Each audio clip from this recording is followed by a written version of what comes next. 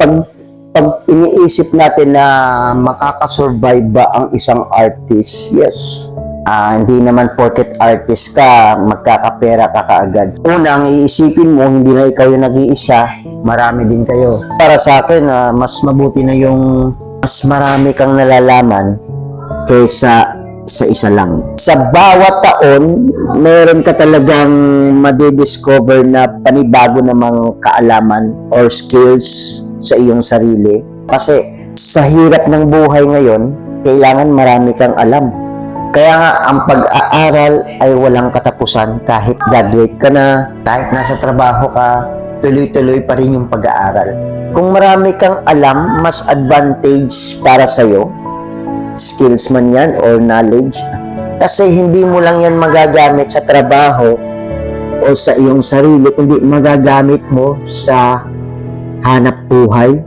Lalo na kapag may pamilya ka, paano mo mabubuhay ang pamilya mo kapag isa lang ang alam mo? So, kailangan maraming kang alam.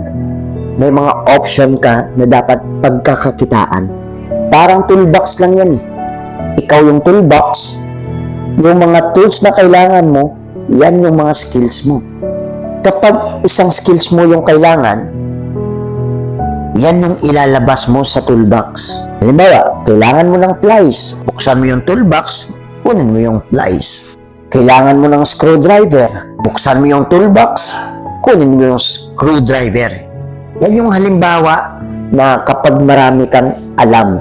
At yan yung isang solution para sa isang survival na tao o isang artist.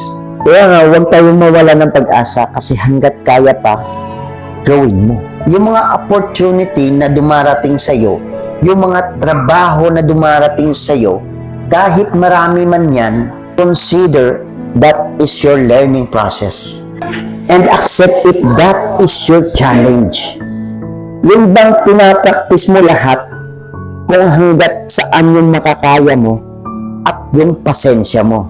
Kaya huwag kang matakot na marami kang matutunan hanggat buhay ka pa. Always learn, learn, learn.